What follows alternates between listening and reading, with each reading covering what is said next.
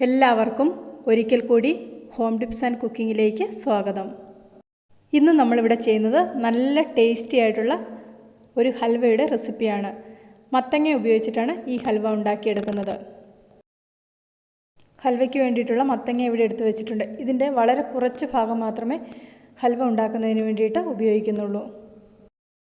മത്തങ്ങ ഇവിടെ തൊലിയൊക്കെ കളഞ്ഞ് നല്ല വൃത്തിയാക്കി വെച്ചിട്ടുണ്ട്.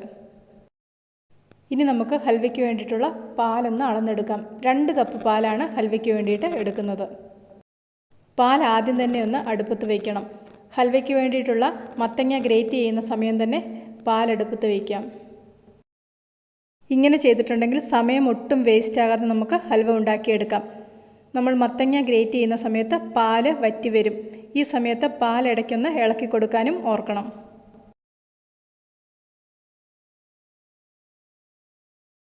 മത്തങ്ങ ഗ്രേറ്റ് ചെയ്യുന്ന സമയത്ത് ഇതുപോലെ പാൽ ഇടയ്ക്കൊന്ന് ഇളക്കി കൊടുക്കാം. മത്തങ്ങയൊക്കെ ഗ്രേറ്റ് ചെയ്ത് കഴിയുമ്പോഴേക്ക് പാലൊരു പകുതിയെങ്കിലും വറ്റി വരും. ഇവിടെ ഇപ്പോൾ ഹൽവയ്ക്ക് വേണ്ടിയിട്ടുള്ള മത്തങ്ങ ഗ്രേറ്റ് ചെയ്ത് വെച്ചിട്ടുണ്ട്. 4 കഷ്ണം എടുത്തതിൽ 2 എണ്ണം മാത്രമേ ഇവിടെ ഗ്രേറ്റ് ചെയ്തെടുത്തിട്ടുള്ളൂ. ഹൽവ ഉണ്ടാക്കുന്നതിന് വേണ്ടിയിട്ട് ഇവിടെ ഒരു പാൻ അടുപ്പത്ത് വെച്ചിട്ടുണ്ട്. ഇതിലേക്ക് കുറച്ച് നെയ്യ് ഒഴിച്ചു കൊടുക്കാം. നെയ്യ് ചേർത്ത് കൊടുക്കുമ്പോൾ ഓരോരുത്തരുടെയും ഇഷ്ടത്തിനനുസരിച്ച് നെയ്യ് ചേർത്ത് കൊടുക്കാം. 1 ടേബിൾ സ്പൂൺ മുതൽ ഒരു 3 ടേബിൾ സ്പൂൺ വരെ നെയ്യ് ചേർത്ത് കൊടുക്കാം. നെയ്യ് നന്നായിട്ട് ചൂടായി വരുമ്പോൾ ഇതിലേക്ക് ഗ്രേറ്റ് ചെയ്ത് വെച്ചിരിക്കുന്ന മത്തങ്ങ ചേർത്ത് കൊടുക്കാം.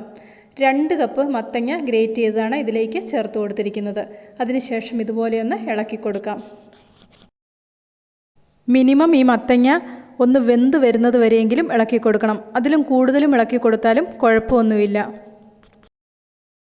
നന്നായിട്ടൊന്ന് ഇളക്കി കൊടുത്തതിന് ശേഷം ഇതുപോലെ കുറച്ച് സമയം ഒന്ന് അടച്ചു വെക്കാം. അതിനുശേഷം തുറന്ന് വീണ്ടും ഇളക്കി കൊടുക്കണം. ഇവിടെ ഇപ്പോൾ മത്തങ്ങയൊക്കെ നന്നായിട്ട് കുക്കായി വന്നിട്ടുണ്ട്. ഇനി ഈ സമയത്ത് ഇതിലേക്ക് കുറച്ച് പഞ്ചസാര ചേർത്ത് കൊടുക്കാം. ഇവിടെ ഏകദേശം ഒരു 1/2 കപ്പ് പഞ്ചസാരയാണ് ചേർത്ത് കൊടുക്കുന്നത്.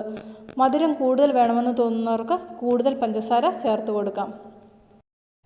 ആദ്യം ഒരു 1/2 കപ്പ് പഞ്ചസാര ചേർത്ത് കൊടുക്കുന്നുണ്ട്. ഇതൊന്ന് ഇളക്കി കൊടുത്തതിന് ശേഷം ഇതിൻ്റെ ടേസ്റ്റ് നോക്കാം. പഞ്ചസാര യോജിപ്പിച്ചതിന് ശേഷം കുറച്ച് സമയം കഴിയുമ്പോൾ ഇതുപോലെ ഒന്നും കൂടി ഒന്ന് ലൂസായിട്ട് വരും. അതിനുശേഷം ഇതിലേക്ക് ഒരു 3-4 ഏലക്ക പൊടിച്ചതും കൂടെ ചേർത്ത് കൊടുക്കാം. അതിനുശേഷം ഇത് നന്നായിട്ടൊന്ന് ഇളക്കി കൊടുക്കാം. ഇനി അടുത്തതായിട്ട് ചെയ്യേണ്ടത് ഈ റെഡി ആയിരിക്കുന്ന ഹൽവയുടെ കൂട്ട് നമ്മൾ നേരത്തെ വറ്റിച്ച് വെച്ചിരിക്കുന്ന പാലിലേക്ക് ചേർത്ത് കൊടുക്കാം. അതിനുശേഷം പാലും ഈ മത്തങ്ങയുടെ മിക്സും കൂടെ നന്നായിട്ട് കുറച്ച് സമയം ഒന്ന് ഇളക്കി കൊടുക്കണം. നോൺ സ്റ്റിക്കാണ് എടുക്കുന്നതെങ്കിൽ ഇത് അധികം ഇളക്കി കൊടുക്കേണ്ട ആവശ്യമില്ല. ഇടയ്ക്കിടയ്ക്കൊന്ന് ഇളക്കി കൊടുത്താൽ മതി. ഇരുമ്പിൻ്റെ ചട്ടിയോ അലൂമിനിയോ ഒക്കെ ആണെങ്കിൽ നന്നായിട്ട് ഇടയ്ക്കിടയ്ക്കൊന്ന് ഇളക്കി കൊടുക്കാൻ വേണ്ടിയിട്ട് ശ്രദ്ധിക്കണം. ഇവിടെ ഇപ്പോൾ ചേരുവകളൊക്കെ ഇളക്കി ഹൽവ നല്ല പാകത്തിലായിട്ടുണ്ട്. ഇനിയിപ്പോൾ ഇത് കഴിക്കുന്നതിന് പാകമായിട്ടുണ്ട്.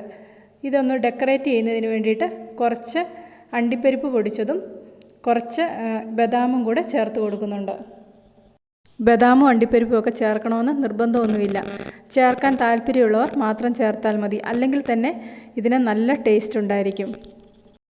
മത്തങ്ങ ഉപയോഗിച്ചിട്ടുള്ള വളരെ ഈസിയും ടേസ്റ്റിയുമായിട്ടുള്ള ഒരു ഹൽവയുടെ റെസിപ്പിയാണിത്. വളരെ കുറഞ്ഞ സമയം കൊണ്ട് നമുക്കിത് ഉണ്ടാക്കിയെടുക്കാം. തണുത്തതിന് ശേഷം കഴിക്കുന്നതിനാണ് കൂടുതൽ ടേസ്റ്റ്. ആ വലിയ ചൂടങ്ങ് മാറി വരുമ്പോൾ ഒരു പാത്രത്തിലേക്ക് മാറ്റാം. ചൂട് മാറി വരുമ്പോൾ ഫ്രിഡ്ജിൽ വെച്ച് നമുക്കിത് തണുപ്പിച്ചെടുത്ത് ഉപയോഗിക്കാം.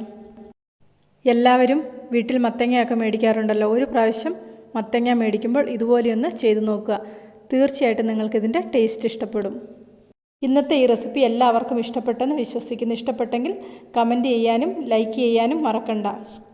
ചാനൽ ഇതുവരെ സബ്സ്ക്രൈബ് ചെയ്തിട്ടില്ലെങ്കിൽ സബ്സ്ക്രൈബ് ചെയ്ത് റൈറ്റ് സൈഡിലെ ബെല്ലൈക്കണും കൂടി ഒന്ന് ക്ലിക്ക് ചെയ്യുവാണെങ്കിൽ ഞാനിടുന്ന എല്ലാ വീഡിയോയുടെയും നോട്ടിഫിക്കേഷൻ നിങ്ങൾക്ക് അപ്പോൾ കിട്ടുന്നതായിരിക്കും. പുതിയൊരു വീഡിയോയുമായിട്ട് വീണ്ടും കാണാം.